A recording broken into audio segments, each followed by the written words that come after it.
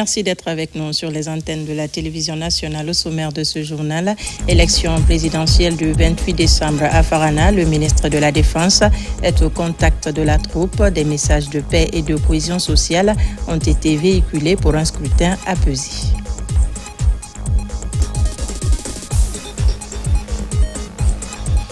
Rétrospective 2025, place au secteur de l'élevage et de la pêche. Des changements ont été opérés, des initiatives qui montrent une volonté de structurer ces secteurs pour assurer la durabilité et leur contribution au développement économique du pays. Nous irons au Maroc pour parler du festival Timitar, un rendez-vous culturel qui mobilise des musiciens venus de tous les coins du monde, espace de dialogue et de partage d'idées entre les festivaliers. C'est tout pour les titres. Bonsoir et vous êtes les bienvenus à la une de l'actualité ce soir. Vers la présidentielle du 28 décembre 2025, le ministère de l'administration du territoire et de la décentralisation est renforcé sur le plan de la logistique. En effet, l'État vient de mettre à la disposition du département de nouveaux véhicules. C'est pour permettre au cadre d'assurer la supervision du scrutin. Amadou Touré, Abdulrazak Souma. Des véhicules 4x4 mis à la disposition du ministère de l'administration du territoire et de la décentralisation pour la restauration de l'autorité de l'État d'une part et de l'autre, assurer la supervision du scrutin présidentiel du 28 décembre 2025. C'est une initiative du gouvernement guinéen pour permettre au cadre de ce département en charge des élections de veiller à la bonne organisation du scrutin présidentiel. Le président de la République, Monsieur Mamadi Doumbouya, chef de l'État, a pris toutes les dispositions pour mettre le département dans les conditions opérationnelles pour assurer, n'est-ce pas, cette mission. 332 sous-préfets sont dotés aujourd'hui de moyens de déplacement. Les 33 préfets sont aussi dotés des véhicules sortis d'usine. Les 8 gouverneurs pour restaurer l'autorité de l'État à la base. Nous le remercions. Parallèlement, le département, à travers la Direction générale des élections, a lancé la formation des formateurs seniors des membres des commissions administratives de centralisation des votes, CACV. Pendant 2 jours, ces magistrats, cadres du département de l'administration du territoire et de la décentralisation et autres personnes ressources vont approfondir leurs connaissances sur les procédures de composition et de désignation des membres des bureaux de vote, le dépouillement des votes et la transmission des résultats. Nous vous tendons cette main franche de continuer à appuyer cette jeune direction qui est la Direction générale des élections pour que nous puissions ensemble relever ce deuxième défi. Au même moment, la Direction générale des élections a lancé la formation des formateurs nationaux des membres des bureaux de vote. Toutes ces initiatives visent à concourir à la réussite du scrutin présidentiel du 28 décembre 2025. Le président de la Haute Autorité de la Communication poursuit sa tournée de sensibilisation à l'intérieur du pays. Boubacar Yassine Diallo était à Kindia où il a rencontré les journalistes des médias publics et privés autour des questions de responsabilité sociale des journalistes. Le point avec Yassila.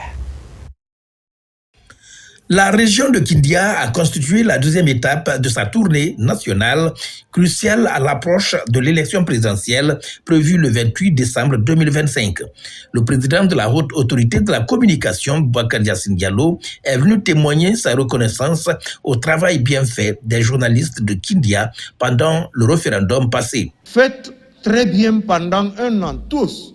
Le jour où un seul fait mal, on ne le citera pas, on dira la presse. On dira la presse. Alors que c'est un individu qui a mal fait son travail. Je voudrais donc vous féliciter pour le travail professionnel que vous avez fait pendant le référendum, qui a été pacifique sur l'ensemble du territoire.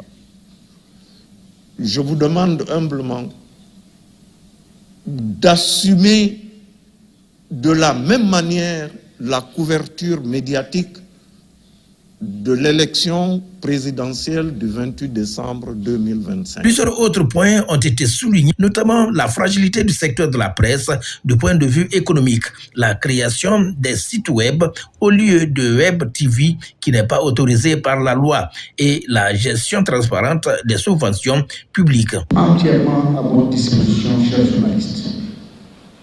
Faites en sorte que toute information que vous devez diffuser, que vous avez la certitude que vous l'avez vérifié, que vous l'avez débarrassé des débits qui peuvent servir d'acteurs. Cette tournée de sensibilisation du président de la Haute Autorité de la Communication se poursuit dans les autres régions de la Guinée. Je vous l'annonçais dans les titres, le ministre de la Défense nationale est à Farana. Il a pris part au rassemblement général de la troupe à la portion centrale du bataillon autonome de la dite région. Des messages de félicitations et d'encouragement ont été formulés par l'ambassadeur Aboubakar Sidiki Camara à la troupe. Caporal Mabinti Keita, correspondante de la presse militaire. En séjour dans la savane guinéenne, le ministre de la Défense nationale est à la portion centrale du bataillon autonome de Farana. Il prend part au rassemblement général de la troupe.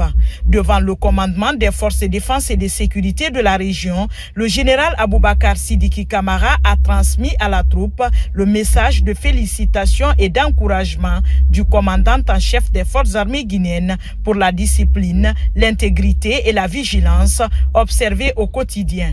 Quand un subordonné il fait son boulot, on lui félicite, on ne le remercie pas, parce que c'est son devoir. Mais aussi un rappel, pendant cette période cruciale de l'avenir de notre pays, vous devrez faire preuve de vigilance sur le plan sécuritaire. Il faut être vigilant sur le plan disciplinaire. Vous faites partie du processus électoral en tant que citoyen. Vous devrez voter, vos pères et mères, vos épouses ou vos époux doivent voter. Il faut retrouver les cartes d'électeurs, les mettre en bonne position. À quelques jours du scrutin présidentiel du 28 décembre, le ministre de la Défense nationale a mis l'occasion à profit pour inviter les hommes en uniforme à redoubler la vigilance pour une élection sécurisée et apaisée sur toute l'étendue du territoire national. Évitez les réseaux sociaux. Les réseaux sociaux du militaire, c'est ici au rassemblement. Ce qu'on te dit ici, c'est ce que tu prends. Tant que le militaire dit à vos ordres, tu n'as pas de problème. Voilà pourquoi je suis là, pour venir vous saluer. Parce que chacun a son domaine. Le ministre de la Défense ne peut pas être en ville ici pendant plus d'une semaine sans venir en tant que vieux soldat saluer ses frères d'armes. Dans une harmonie empreinte de cohésion et de fraternité, le ministre de la Défense nationale a partagé le repas de corps avec le commandement des forces de défense et de sécurité. Une manière de prouver son attachement aux valeurs civiques et militaires. Dans la même région, jeunes leaders, associations de femmes et de jeunes filles se mobilisent pour la paix, une initiative portée par la Direction générale des élections et le Conseil national des jeunes de Guinée. RTG Farana, Ibrahima Oulien Fofana. Dans la salle de réunion de la préfecture de Farana, le Conseil national des jeunes de Guinée échange avec les couches juvéniles. Ce cadre de sensibilisation s'inscrit dans le partenariat entre le ministère de l'administration du territoire et le ministère de la jeunesse pour prévenir les tensions en période électorale.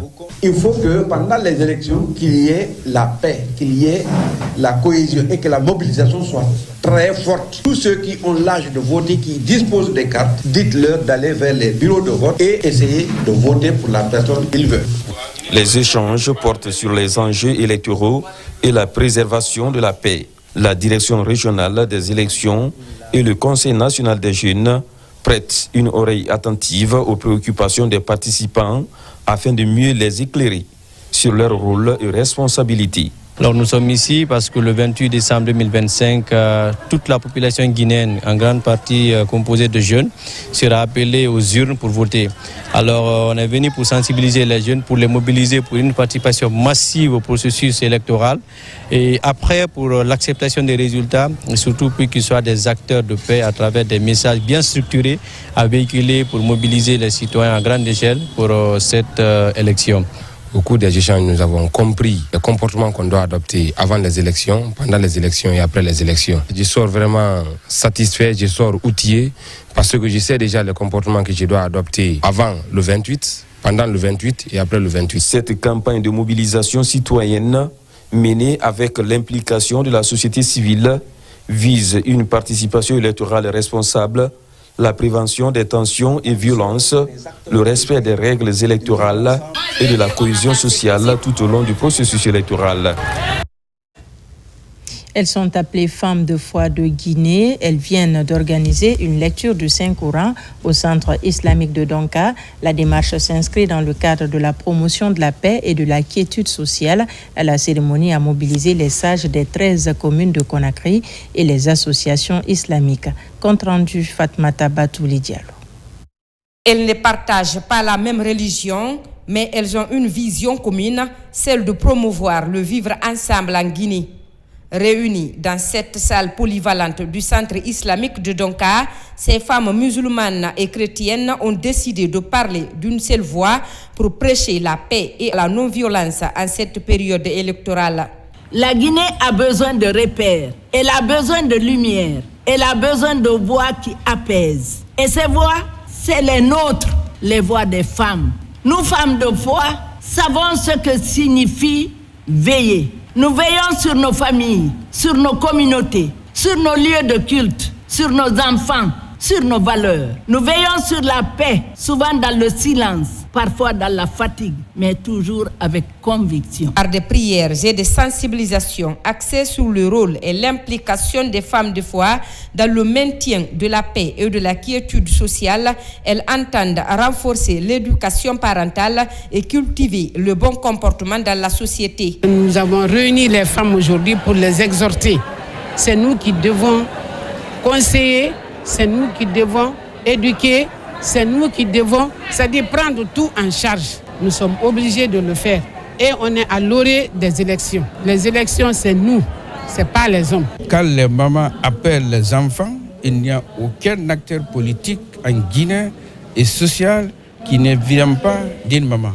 C'est les mamans qui ont appelé les Guinéennes à œuvrer et cultiver le sens de la paix. Ces femmes de foi réaffirment ainsi leur détermination à être des actrices de paix et de cohésion sociale.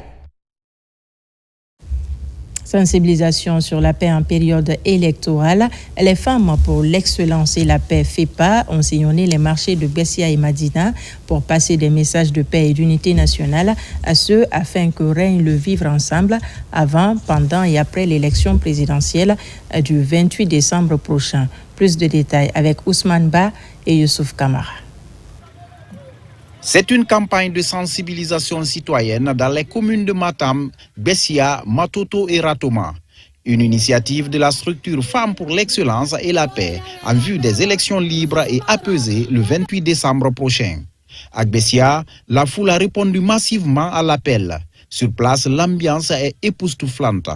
Toutes et tous adhèrent aux idéaux de paix avec des messages forts. Nous avons décidé de faire une sensibilisation de masse dans les marchés de Madina et de Bessia pour prôner la paix, pour donner un message de paix, pour sensibiliser les femmes, pour dire aux femmes que les élections ne sont pas une période de compétition. Les élections ne sont pas une période où il faut se lancer des flèches. Les élections, c'est juste un processus qui vient, qui passe. Donc nous voulons donner un message de paix aux femmes, d'aller dans un climat de paix, voter et après le vote, d'accepter les résultats tels qu'elles seront pour que la Guinée reste unie et indivisible. Après Bessia, l'équipe est au marché de Madina, le poumon économique de Conakry.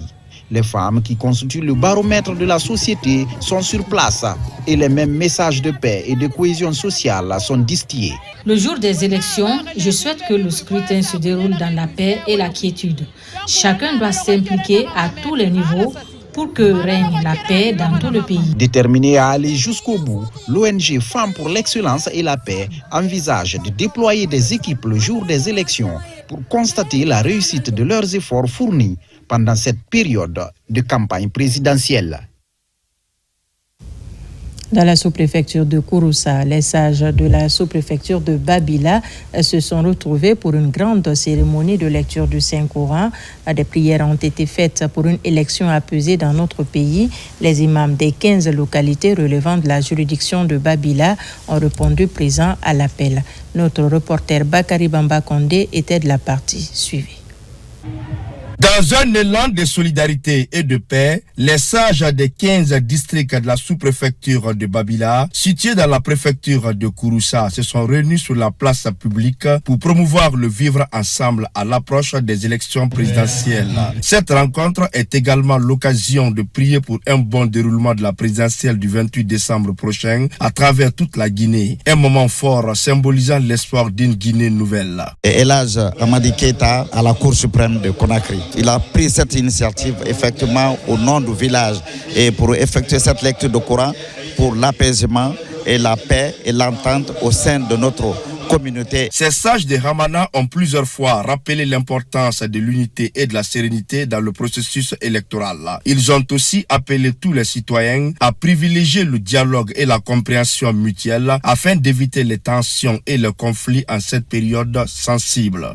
C'est pour une élection apaisée que cette cérémonie est initiée, mais aussi pour la prospérité et le développement du pays, qu'il y ait assez de bonheur en Guinée et que tout le monde en bénéficie. Nous demandons à tous les Guinéens de mettre le pays au-dessus de tout. Les autorités sous-préfectorales ont évoqué le rôle crucial des élections dans le développement du pays et insisté sur le droit de vote, soulignant que chaque voix compte. La sensibilisation est en cours, savoir voter dans les urnes. Dans la paix et tranquillité, on a les présidents de district et consorts qui s'entretiennent avec les gens, la communauté et autres, pour qu'il y ait toujours la paix dans la communauté. La rencontre des sages de Babila est un appel à la paix et à l'unité à l'approche des élections présidentielles. En s'unissant autour d'une prière pour leur pays, ils montrent que la solidarité et le respect mutuel sont essentiels pour assurer un avenir serein et prospère pour tous les Guinéens. C'est un pas important vers l'amélioration de la gestion des finances publiques en Guinée. Une rencontre nationale de validation du plan stratégique 2026-2030 a eu lieu à Conakry, une initiative du ministère de l'Économie et des Finances à travers la Direction générale du contrôle des marchés publics. Résultat recherché, renforcer la performance de la commande publique et améliorer la qualité de la dépense publique. Mamadi Gassama nous en dit plus.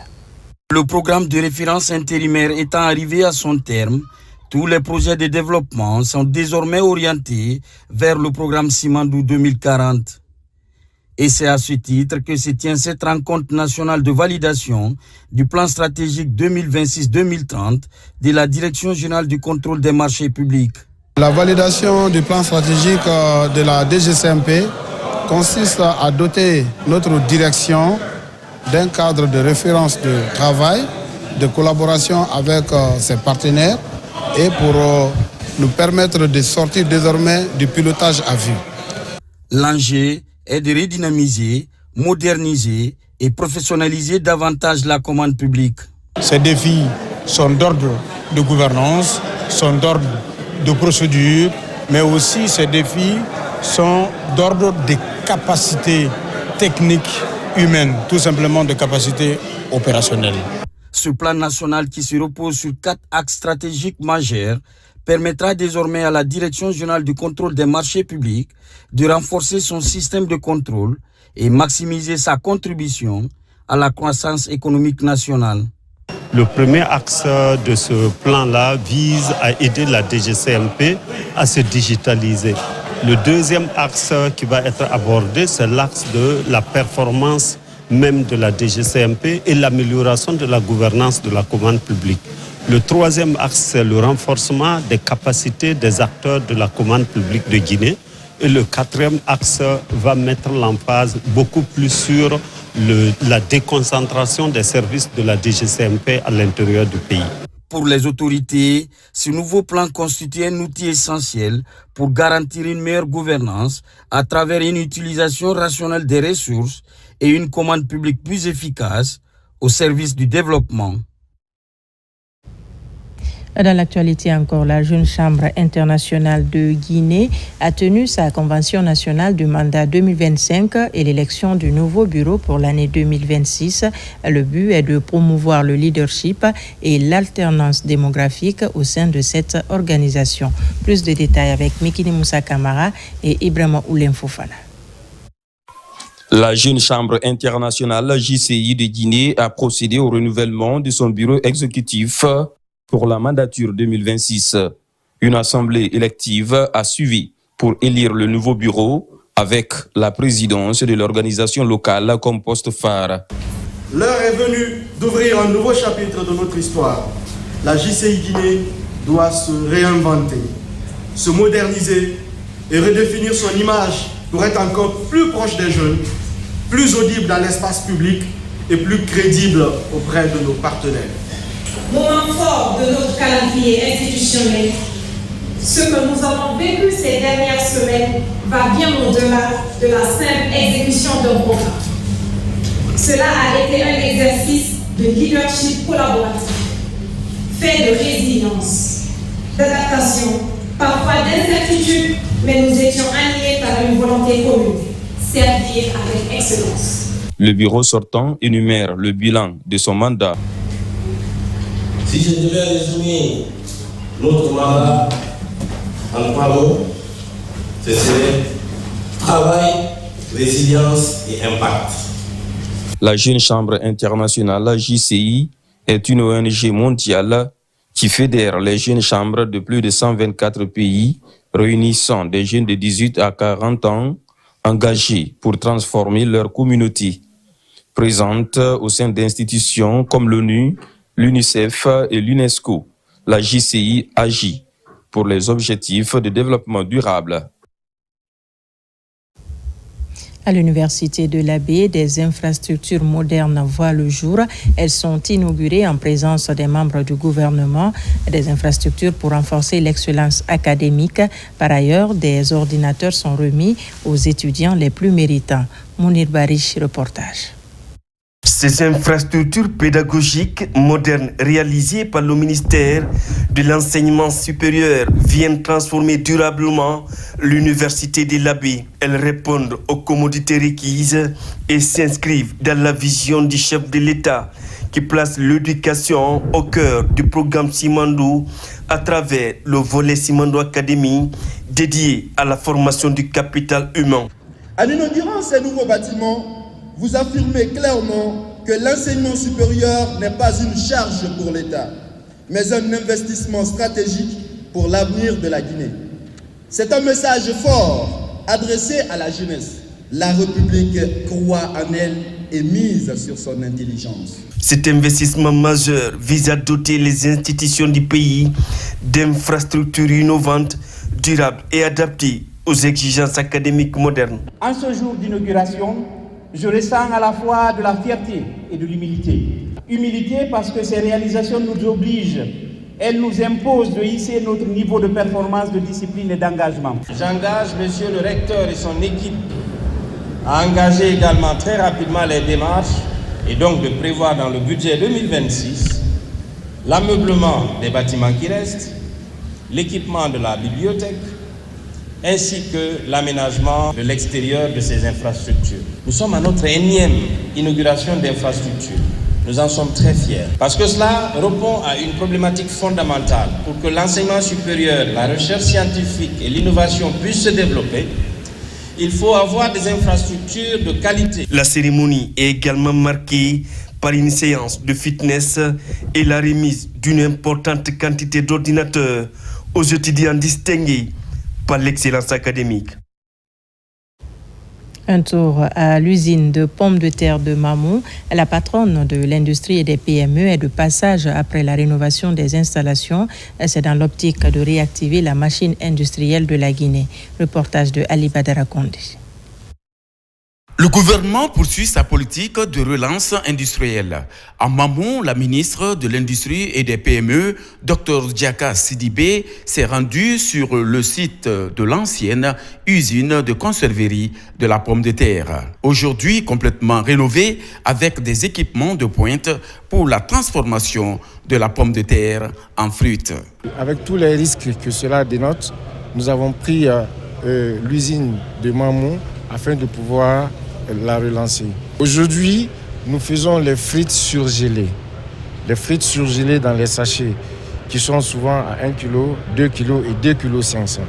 Et nous avons ici une chaîne qui fait 1 tonne l'heure. Dans les aménagements, on peut aménager les heures, donc on peut avoir 10 tonnes de frites par jour.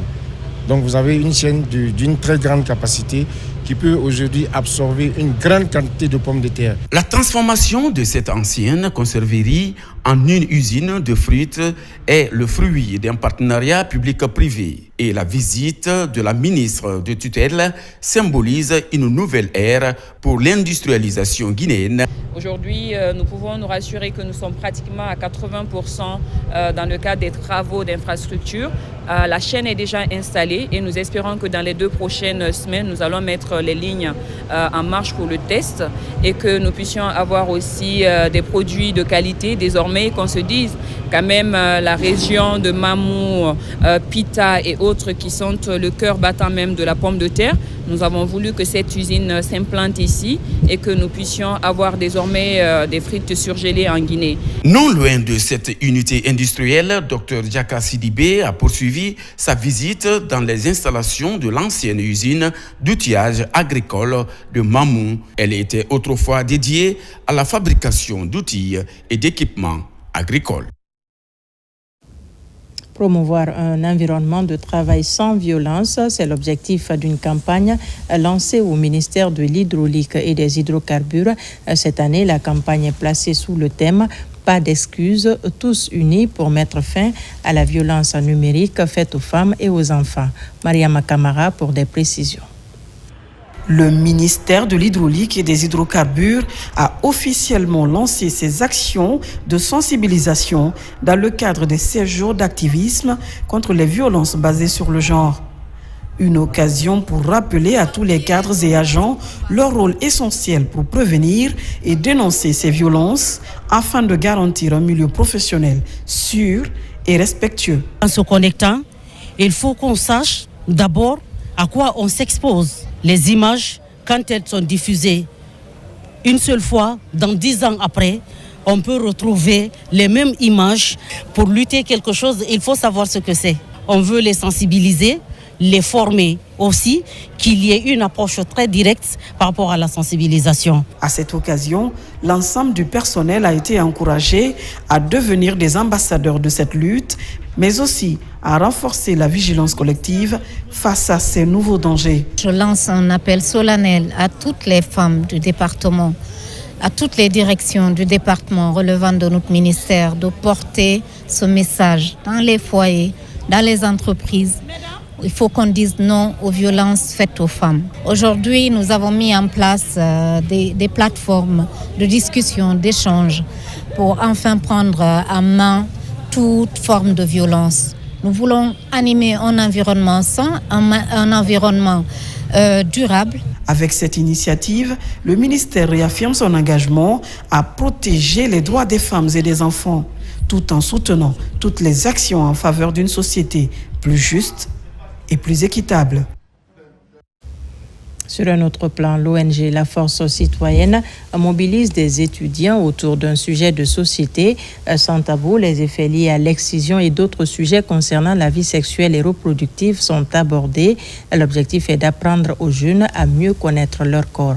Maïmouna Bella Diallo. C'est un sujet d'actualité majeure au sein de nos sociétés. Face à la persistance de pratiques néfastes telles que l'excision, l'ONG Force Citoyenne mobilise des étudiants et des spécialistes de la santé afin d'aborder les questions liées à la santé et au bien-être psychologique des jeunes. La démystification du corps humain et la lutte contre les tabous sont au cœur des panels organisés. Ça me sert à mieux pouvoir discuter autour de moi, influencer peut-être mes petites sœurs, mes jeunes frères aussi, et à mieux sensibiliser autour de moi. Mon attente, c'est que les jeunes soient à l'écoute. C'est important de connaître et de comprendre son corps. Parce que si on ne connaît pas son corps, on ne peut pas être à l'écoute. Parfois, il y a des maladies qui nous atteignent ou des problèmes que nous avons, mais qu'on aurait pu prévenir en étant à l'écoute de notre corps. Donc vraiment, c'est de la sensibilisation qu'on veut faire. On veut que les jeunes soient engagés et qu'ils soient à l'écoute de leur corps. L'excision et ses lourdes conséquences sur la santé physique et mentale des femmes, notamment les complications médicales, les traumatismes psychologiques et les atteintes aux droits humains ont été largement abordés. Les échanges ont également porté sur l'anatomie des organes sexuels et l'importance de l'éducation sexuelle dans la prévention de ces pratiques. L'objectif, c'était vraiment de partager avec les étudiants et étudiantes des connaissances par rapport à son corps, des informations liées à l'excision, des informations liées à la lutte contre le cancer du sang, le cancer de la prostate aussi, parce que lorsqu'on connaît son corps, on peut lutter contre beaucoup de maladies. Ce panel s'inscrit dans une série d'activités planifiées par l'ONG Force Citoyenne qui entend renforcer la sensibilisation et l'information des jeunes. D'autres actions axées sur la santé sexuelle et reproductive, la prévention des violences basées sur le genre, ainsi que la promotion du bien-être des femmes et des filles figurent parmi les perspectives des organisateurs. Pendant ce temps, le financement technologique et le paiement marchand sont au centre de 2 jours d'échange à Conakry. Il s'agit d'identifier les leviers permettant à la Guinée de s'aligner sur les standards technologiques actuels. Sur place, Marie-Angélique Bangoura, Aboubakar Sidiki Kamara, reportage. Après une étude de terrain menée par ces experts, le projet WARDIP a de nouveau réuni les principaux acteurs du secteur financier, les entreprises technologiques ainsi que les commerçants. Au cœur des échanges, les enjeux liés à la finance technologique, au fintech et au paiement marchand. L'objectif réel est de s'assurer que le Guinéen puisse réaliser ses paiements en ligne et dans ses boutiques avec des moyens de paiement électronique sûrs, fiable et sécurisé. Conscient au fait de ces défis, que les autorités de la Banque centrale, grâce à l'appui de la Banque mondiale à travers le projet WARDIP, ont initié au fait des études diagnostiques sur les fintech et le développement des paiements marchands. Cette initiative représente pour les parties prenantes une opportunité majeure pour améliorer les transactions financières. Ils estiment que le développement des solutions fintech pourrait contribuer à réduire la rupture de liquidité à laquelle la Guinée fait face. Ces travaux sont d'une importance capitale pour des acteurs comme nous parce que ça nous permet d'avoir une idée claire de l'état des lieux pour qu'on puisse asseoir un écosystème très très performant, dynamique et qui peut permettre faciliter les investissements et le déploiement des fintech en Guinée. Il y a beaucoup de problèmes liés au cash, raison pour laquelle aujourd'hui toutes les démarches sont en train d'être fournies pour qu'il y ait ce changement, qu'il y ait cette révolution aussi dans la dynamique des finances chez nous en République de Guinée. Au terme de ces 2 jours d'échange, les participants ont réaffirmé leur engagement à accompagner la Guinée vers une meilleure stabilité économique. Ils appellent à une adoption accrue des solutions fintech à des coûts accessibles pour les entreprises, les commerçants et les consommateurs afin d'accélérer l'intégration du digital dans les pratiques financières. Travaux publics avec la poursuite des travaux de construction des voiries urbaines dans le Grand Conakry. Sur les différents chantiers, les entreprises s'activent pour respecter le délai contractuel annoncé lors de l'octroi des différents marchés. Sur les 11 km de la T7 au carrefour Grand Moulin, le groupe Guiter entame la vitesse de croisière sur ce tronçon avec la remise des clés de Caterpillar aux opérateurs du groupe. Falilou Diallo, Morlaï Souma. Sur ce tronçon de 11 km, c'est une route 2x2 voies qui sera construite avec une largeur de 49 mètres et 10 arrêts bus, dont 5 de chaque côté. C'est pour accélérer la cadence des machines sur le chantier que cette cérémonie de remise de clés Nimba aux opérateurs du groupe Guiter est organisée. Notre rôle, c'est vous apporter, en tout cas en ce qui concerne nos domaines de compétences, plus de support pour que vous puissiez vous concentrer sur votre métier qui est de construire la Guinée. Notre rôle, c'est que vous puissiez vraiment tirer la pleine capacité, le plein potentiel de ces équipements et que vous puissiez réussir vos projets dans les temps avec les coûts opérationnels prévus, justement pour avoir la meilleure profitabilité et pouvoir tirer le maximum des équipements. Avec ces machines Caterpillar, c'est la vitesse de croisière qui sera désormais entamée sur ce chantier routier. Un chantier qui va désengorger l'autoroute Le Prince et améliorer la fluidité de la circulation dans le Grand Conakry. Aujourd'hui, Dieu merci, on vient d'acquérir ces équipements qui vont nous permettre de travailler et dans le temps et en qualité pour la réalisation de ce projet ambitieux qui est la réalisation de l'autoroute 2x2 sur 11 km. Cette cérémonie marque bien plus qu'une livraison d'équipements. Elle illustre une ambition partagée, celle de moderniser nos moyens de production, renforcer notre performance opérationnelle et améliorer durablement la qualité de nos services. Sur les 11 km, 4 seront bientôt viabilisés et mis à la disposition des riverains et usagers de la route. Mais l'entreprise plaide pour le dégagement des 7 km autres restants pour achever les travaux, selon le délai contractuel. À présent, la rétrospective des faits marquants de l'année qui s'achève. Ce soir, on s'intéresse au secteur de l'élevage et de la pêche. Actuellement, ils subissent des changements importants afin de renforcer la santé des animaux, valoriser les produits locaux et moderniser les pratiques. Pendant ce temps, la pêche et l'économie maritime opèrent une mutation grâce à la modernisation des infrastructures, à la lutte contre la pêche illicite et à la promotion de l'aquaculture. Ces initiatives montrent une volonté de structurer ces secteurs afin d'assurer la durabilité et leur contribution au développement économique du pays. Noumousso Diakité.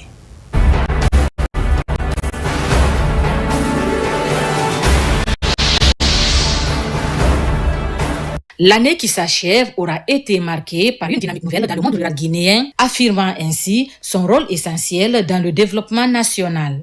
Au ministère de l'Élevage, sous la direction de Félix Lama, des mesures réglementaires ont été mises en place, telles que l'élaboration de textes d'application du Code pastoral, du Code de l'élevage et des produits animaux, ainsi qu'un guide des bonnes pratiques en élevage intensif. Pour relancer la filière avicole et en réponse à la grippe aviaire, le ministère a distribué gratuitement 600 000 poussins et 400 tonnes d'aliments, subventionné 100 000 tonnes de maïs, en plus d'appuyer les porciculteurs de la région forestière. 851 fermes fonctionnelles ont été intégrées dans une base de données nationale en cours de conception et un réseau vétérinaire national a été mis en place, renforcé par un dispositif de vaccination plus efficace.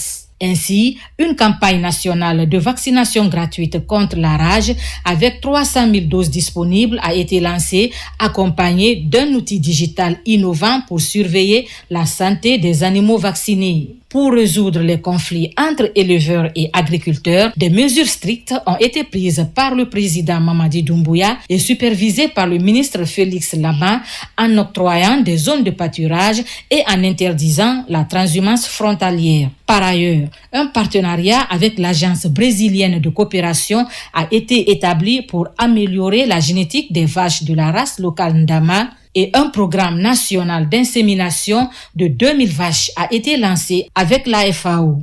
L'année 2025 aura été l'année de la transformation et de la promotion du secteur de l'élevage afin d'assurer la souveraineté nutritionnelle et alimentaire en Guinée. Parallèlement, sur le littoral, la pêche et l'économie maritime poursuivent leur mutation avec des actions telles que la modernisation des infrastructures, la lutte contre la pêche illicite et la promotion de l'aquaculture. La validation récente de conquis au CNT marque une étape importante dans l'implémentation de la nouvelle politique publique alignée avec le programme d'économie bleue de l'Union africaine qui vise à valoriser durablement les ressources maritimes et fluviales du continent. Ces initiatives démontrent la volonté du pays d'exploiter ses ressources bleues de manière optimale tout en préservant l'environnement marin. Les secteurs de l'élevage et de la pêche se rejoignent dans une ambition commune, construire une économie durable, solidaire et résiliente où le monde rural joue un rôle central dans le développement économique et social de la Guinée.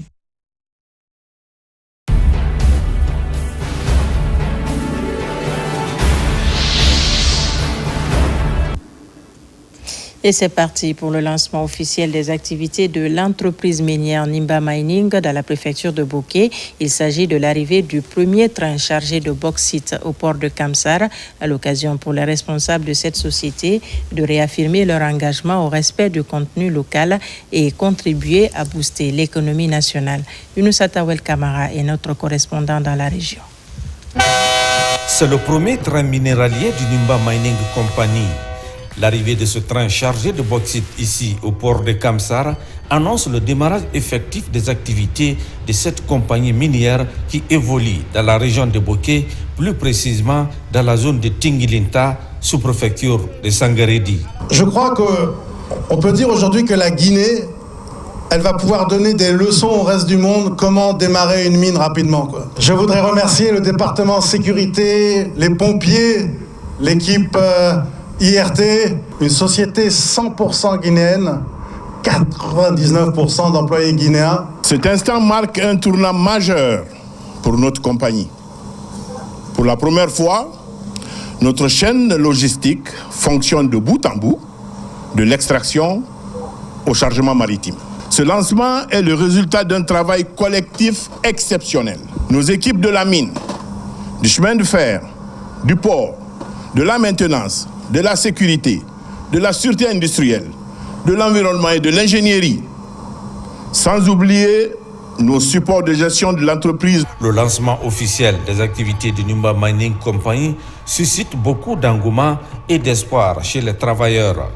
La santé et la sécurité des employés, mais aussi le climat d'une bonne cohabitation avec les populations riveraines sont entre autres priorités de l'entreprise. On a tous les outils qu'il faut, on a des équipes compétentes qui sont là aussi.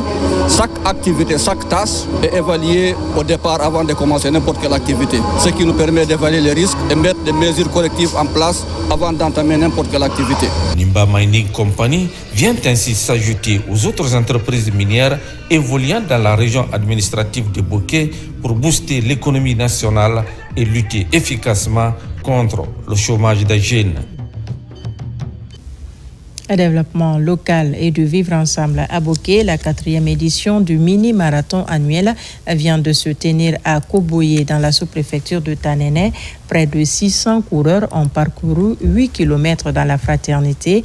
Une mobilisation locale autour du sport initiée par le consortium SMB Winning dans le but de promouvoir la santé et le bon voisinage avec les communautés.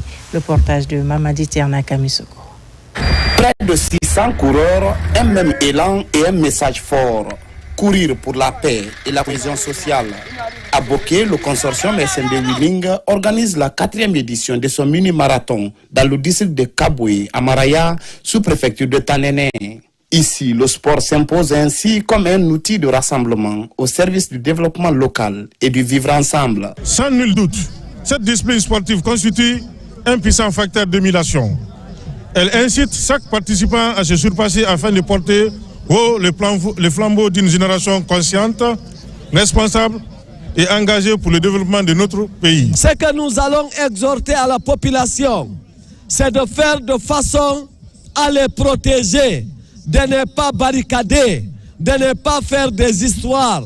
Quand il y a des problèmes, remonter à la hauteur des autorités au niveau régional, préfectoral ou communal. Travailleurs du consortium, jeunes de la commune urbaine, agents de l'administration et représentants des collectivités locales ont parcouru 8 km aller-retour, tous à chance égale.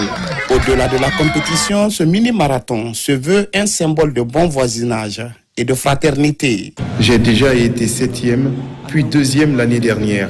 C'était donc un objectif personnel de finir premier cette année. Le plus grand motif de l'organisation de ce mini-marathon est pour créer une relation harmonieuse entre le consortium de SMB Winning et la communauté riveraine à Bogué. À travers cette 4e édition, SMB Winning réaffirme son engagement en matière de responsabilité sociétale, de dialogue communautaire et de promotion d'une paix durable et inclusive. La cérémonie s'est achevée par la remise des prix aux meilleurs coureurs des catégories guinéennes et chinoises dans une ambiance festive. Et puis la protection des concessions minières, une promesse renouvelée à Kouroussa. Au stade municipal, un rendez-vous sportif est organisé pour promouvoir la cohabitation pacifique entre l'entreprise KGM et ses communautés impactées. L'événement annonce également les festivités de fin d'année pour exposer de grandes ambitions. Le point avec Diamokaba. Kouroussa autour de Curon, de belles histoires de cohabitation pacifique reprennent entre l'entreprise KGM et ses communautés. Le regain de motivation ne laisse personne indifférent pour célébrer l'entente. Ce match marque le début de nos célébrations de fin d'année 2025 qui symbolise l'unité qui nous anime. Ce match est une fête, mais il symbolise aussi notre engagement partagé, travailler ensemble pour le succès de Kouroussa et de la mine de KGM. Que la victoire soit celle de la solidarité et de notre avenir commun. Cette initiative de KGM est vraiment salutaire. L'union sacrée des communautés de Kouroussa est l'un des avantages pour que règne la stabilité. La nouvelle dynamique insufflée démontre l'aspect positif du football comme un véritable facteur de rassemblement et de cohésion. Ici, pas de vainqueurs ni de vaincus pour perpétuer ces belles retrouvailles afin d'instaurer la tranquillité à Amana, une autre place forte de l'or. Merci aux organisateurs. Ce vecteur de lien social renforce la collaboration. C'est un match d'amitié, un match de fraternité. Ça garantit la sûreté et la communauté. Ce symbole fort posé par Kouroussa Gold Mine a une autre idée, celle de doter les communautés riveraines de mécanismes d'autogestion et de prévention de conflits, avec en toile de fond des messages de sensibilisation à la paix. Culture pour terminer, on se rend dans la ville de Agadir au Maroc pour vivre le festival Timitar, un rendez-vous culturel qui mobilise des musiciens venus de tous les coins du monde.